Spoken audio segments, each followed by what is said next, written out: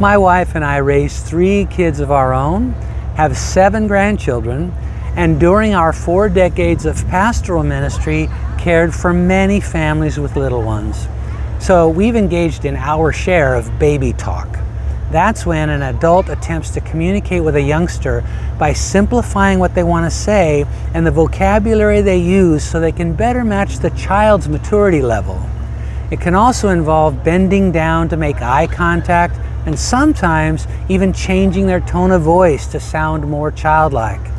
And something like that is what I see in John 16:28, where Jesus offered the disciples a simplified version of something he'd previously told them more than once, but seemed hard for them to understand.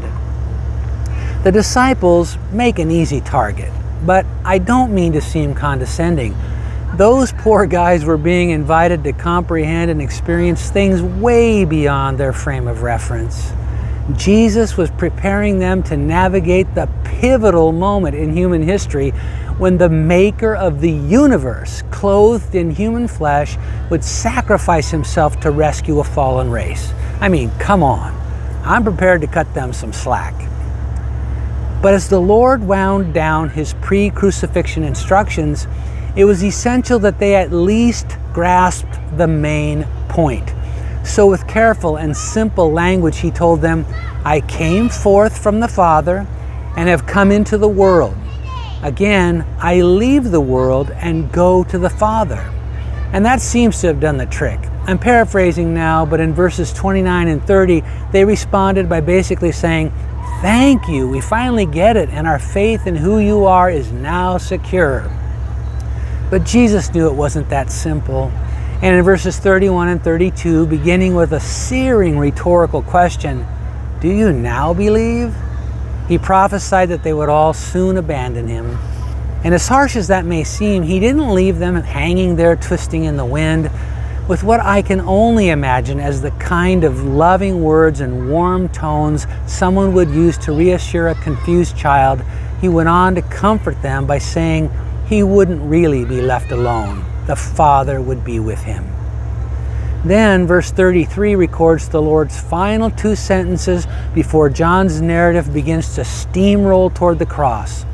They're filled with rich compassion. He told his disciples that all the things he taught them were specifically designed to give them peace through the coming storm. He didn't sugarcoat the impact of what they were about to experience. He said that in the world they would have tribulation, which can also be translated as affliction or anguish.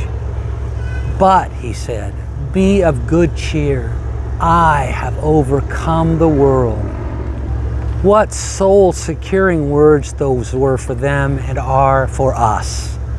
Have you ever found yourself out of your depth, trying to process the minefield of this world's tribulations and longing for a steadying hand to take hold of yours while calming your anxious heart with confident words of encouragement? These are those words, and his is the hand that reaches toward you now as the Lord takes a knee, looks you in the eye, and speaks them with loving, uncluttered simplicity over you as his precious child.